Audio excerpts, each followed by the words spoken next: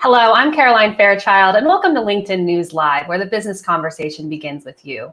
The mom economy is struggling to regain pre-pandemic growth as uncertainty continues around when kids can safely return to school or childcare full-time.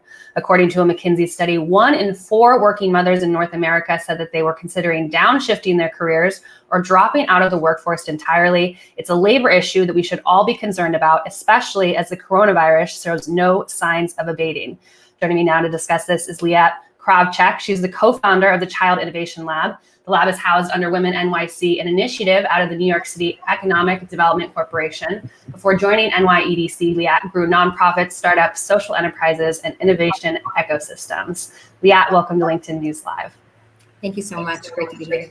And also joining us in this discussion is Allison Robinson. She's the founder of the Mom Project, a digital talent marketplace committed to keeping professional, accomplished women in the workforce. She's been named to Inc. Female 100 Founders, Chicago Business Journal, Women of Influence, and Entrepreneurs 100 Powerful Women. Allison, welcome to LinkedIn News Live.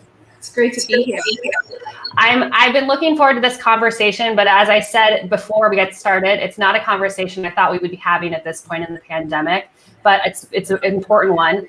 Allison, I'll start with you. Talk to us a little bit about what the Mom Project is. Yeah, so the Mom Project is a digital platform. We have over 500,000 incredibly talented women on our platform looking to find opportunities on their own terms with companies that we say get it.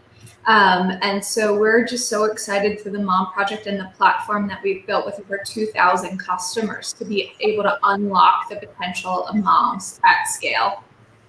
And Liat, tell us a little bit, just a teaser, what the Child Care Innovation Lab is. Sure. So the Child Care Innovation Lab is run out of the New York City Economic Development Corporation under an initiative called Women.NYC that is basically dedicated to making sure that New York City is a great place for women to succeed in their careers. And specifically, the lab does 2 things. We fill in gaps in research about what are the economic implications for women and families across the city that lack access to childcare, how that affects the economy at large. And the second thing is really thinking about public-private partnerships and innovations that can really disrupt the childcare space and bring new ways to bring affordability and accessibility to childcare. And of course, these 2 pillars that both you wonderful women represent are so critical to getting women the jobs that they want and to feel supported when they are there. Let's just take a look at some of the numbers to give our viewers a sense of what's happening right now with women leaving the workforce. 2 million women have left the labor force, 4.5 million women have lost jobs since February, and 44.2% of women have been out of work for 6+ months. These aren't great numbers. Allison, I'm curious what demand has looked like on your end from the Mom Project since the pandemic began. Yeah, so we've seen from the employers listing jobs on the platform tremendous gains in job velocity, and really I would say an increase in flexibility in those jobs as more companies are going remote. For moms, we actually saw a sizable gain in August. We saw a 52% increase in new moms joining the platform, which makes me optimistic that as schools are returning, that moms are thinking and more practically able to get back to work. But we certainly saw slowing down during the pandemic with women, as you mentioned, leaving the workforce and having to put their career on hold as they were caregiver and keeper of their households. So while we're optimistic, we know we have a lot of ground to make up for what the devastation that's occurred over the last 16 months. And Liat, what are you seeing from the childcare perspective, particularly here in New York? Are things getting better? Things are pretty dire. We know that even early this year, we had about 520,000 people who were not seeking employment. So they are not even counted within the unemployment numbers in the New York City metro area. They basically.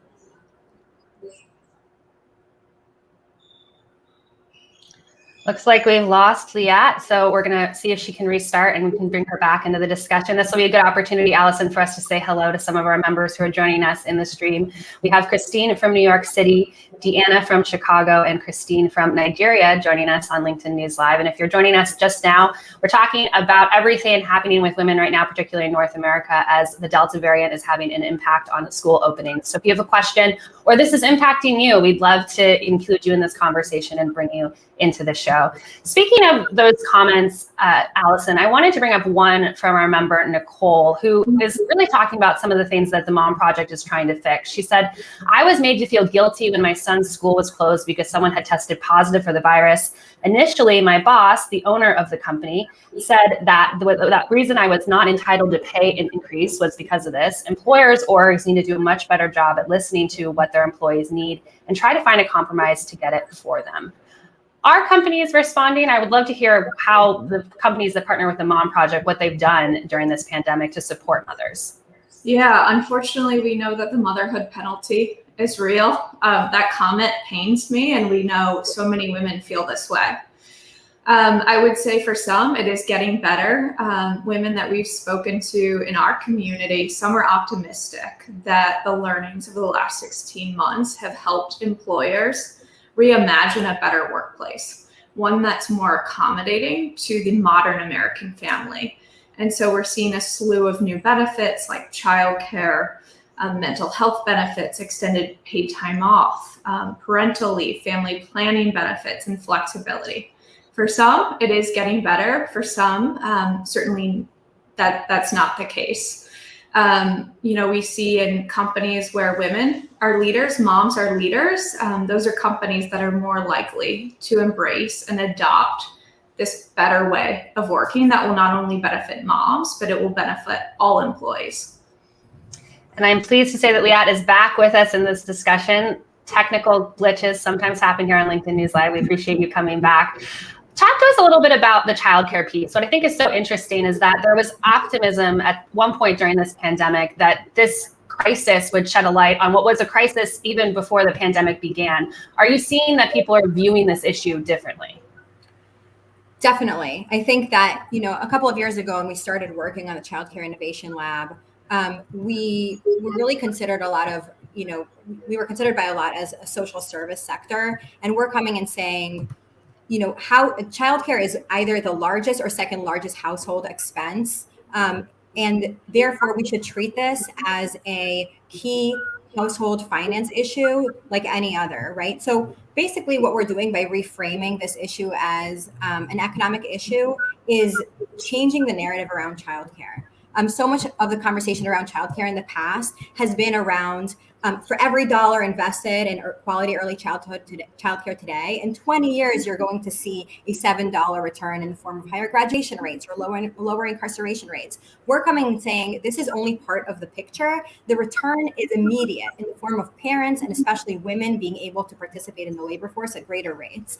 And by doing that, by understanding that there's a short-term ROI here, we're doing two things and we're seeing two things. The first is that we're getting the attention of actors that haven't always been as involved in childcare. And that includes both political actors who need to prove immediate value to their constituents, saying, okay, if I invest in childcare, we're going to see immediate changes to our economy. And we're seeing businesses really go through the pain of seeing lack of retention of their workers who now have a stake in the immediate impact that childcare can work.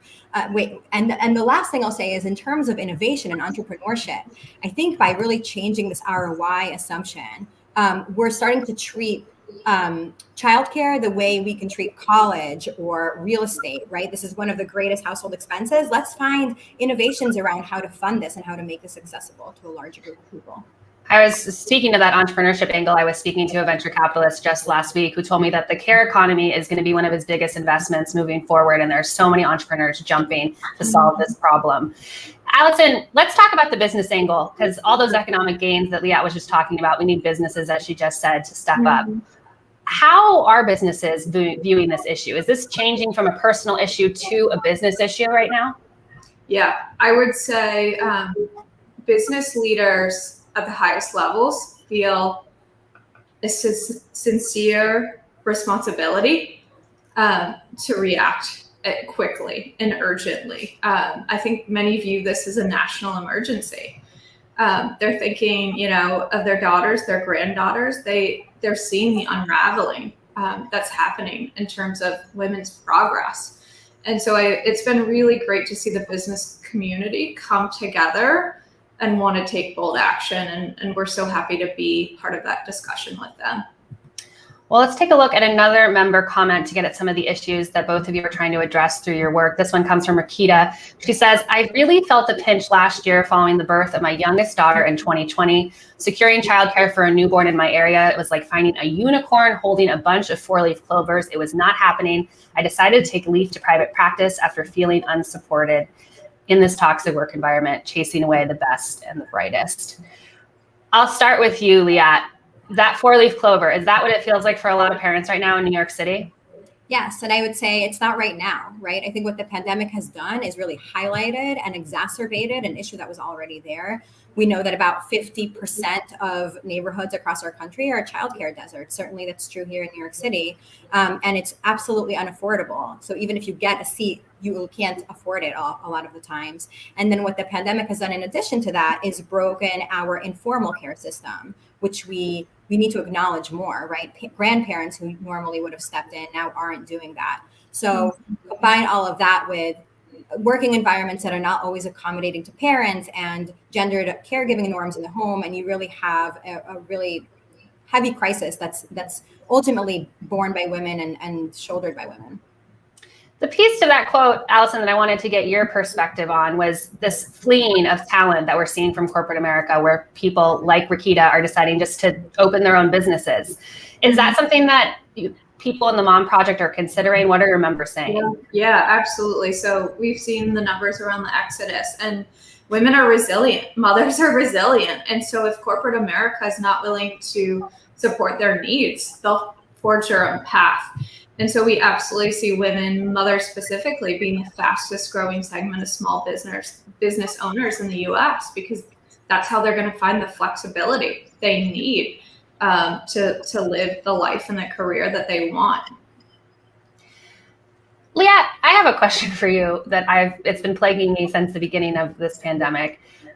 Why hasn't childcare been viewed like it needs to be viewed as this business issue? And why did it take this crisis to get us there, do you think? That's a great question. First of all, I really do think it's a matter of understanding that the returns are immediate. Unfortunately, that's just how, a lot of our work operates. But I think also, this has often been a crisis of affordability. And so now everyone understands what it's like to not be able to access childcare. And I think that has given it the visibility that's always deserved. And we really just need to acknowledge that this is a very deep issue for so many women, and that there's a huge amount of lost earnings and lost wealth in the process, and we need to talk about that more. Allison, when did you found the Mom Project? April of 2016, so just over 5 years ago. And how have you seen this conversation change just in the past 5 years? Gosh, the pandemic exposed so many challenges that had long persisted. I think as a society, I've seen us evolve a lot. I really have. I think especially, the conversations I'm having with business leaders now versus 5 years ago feels dramatically different. And for moms, these are problems that we've been dealing with decades. I love framing childcare as an economic issue, right? The American family looks so different than it did 30, 40 years ago. Now in most households, both partners must work. And so our policies, frankly, just have not kept up with social change. And so I think, we're really starting to see that in the private sector, and hopefully we'll start to see more broad scale investments in the public sector as well. Well, I want to get to a question in the stream right now from a member who's asking about that changing face in terms of who's coming to the table for this discussion. A question from Portia. She's asking, I'm curious if you are all seeing men being more involved in this conversation. Yeah, I'll start with you. It can't just be us talking about this. Yes, I think that the men are more involved in this conversation because they have been home more. They've probably understood what it's like to balance work and being in the workforce as well as taking care of children, because they're both work and doing that double shift. So I do think that men are much more involved in the conversation, and also feeling the immediate impact, perhaps, as a lot of the business leaders to their to how their business is done, with so many people leaving the workforce as well. Allison, from my seat, I've just seen so many more male CEOs talking openly, wanting to do interviews on this issue now than I think I did in my previous 5 years of working as a reporter. So I'm curious what you're hearing in terms of how business leaders, particularly male business leaders, are thinking about this issue. Yeah, if you speak to many company leaders right now, one of the biggest challenges is the labor shortages. And I think we've taken for granted that women have been bolstering the labor gains that we've seen in the markets for the last few decades. And so we're feeling the hurt of that. There's far more available jobs than there are job seekers. And so there's, extreme sense of urgency to get these women back into work, to help these companies thrive in a really positive way. Aside from the exceptional talent they bring, we know that diverse workforces produce better results. And so I think men have really kind of shifted this from being a social topic to truly a business imperative. I couldn't agree more. And I'm just curious what Liat thinks in terms of how we move this conversation forward and what you're seeing in New York City, particularly around what the childcare needs are. Absolutely. So I think we need to talk about how this impoverishes women and the fact that this is a wealth issue, right? In New York City, the average woman makes $57,000 a year, median wages here. And if she just takes 3 years off of work in order to care for her child until there is a public good, right? 3K, we have 3K here in New York City, that she's able to put her child in, her actual loss is about $500,000, $500,000 lost because a woman could not have accessible childcare. So I think we need to just really change the name of the game. This is a huge opportunity here to innovate and change things and to understand both the earnings gap and the wealth gap and address it head on. Allison, if I gave you a magic wand, you could change anything right now to make this situation better, where would you start? Oh man, I'd start with the 3 million women who were forced out of the workforce last year. Those that want to get back in, providing pathways to them, whether that mean new jobs or upskilling opportunities. We're seeing a lot of interest amongst that for our community, people that left maybe jobs in the service sector and want to get into fast growing fields like technology. So gosh, do I just want to get those millions of women back to work. I want to turn to the personal side and just get your personal experience working through this pandemic. What was it like for you? What were the challenges that you faced? Liat, I'll start with you. Yeah, I mean, it's been a wild ride. I have a 1-year-old and a 4-year-old, and it's just been insane. There are times where, I just was so overwhelmed by, working full time and caring for 2 kids in the middle of pandemic, with no ability to get more formal or informal help, right? And there are times where you think you're going to break, and then what grounded me is remembering that this was just me experiencing what so many women have already experienced and already go through. And it really grounded me in continuing this type of work. And Allison, what about you? You moved. Did you actually do a move during this pandemic? Because that sounds terrifying. Am I still with you? Yeah, can you not hear us? It cut out for a second. You were just sharing, yeah. I was asking how the move went, if that happened during the pandemic. Yeah, so I've got 2 boys, a 6 and a 3-year-old, 1 more on the way. This topic, is so personal to me. And I think about all the women that we're seeking to help, and I'm just inspired to do more. We've built a platform, and we really just want to be able to accelerate impact for these women. For me personally, I feel really lucky. I've got great support to help me through it personally, which has enabled the business to succeed as a result. Well, I'm taking a look at the stream right now, and I'm seeing so many members. Just so grateful for the work that you both are doing and for coming to the platform to discuss these issues. We really appreciate you joining us on LinkedIn News Live. Thank you so much. It was great to be here. Thanks so much. That was Allison Robinson as well as Liat Kravchak breaking down for us how the economy still is upended because women and mothers in particular are having a hard time entering the workforce. We appreciate them for joining us on the show. I'm seeing a great discussion here. So if you want to join, be sure to check out the news module to the right of your LinkedIn feed where you can see this. Or if you're on mobile, you can click into that search box.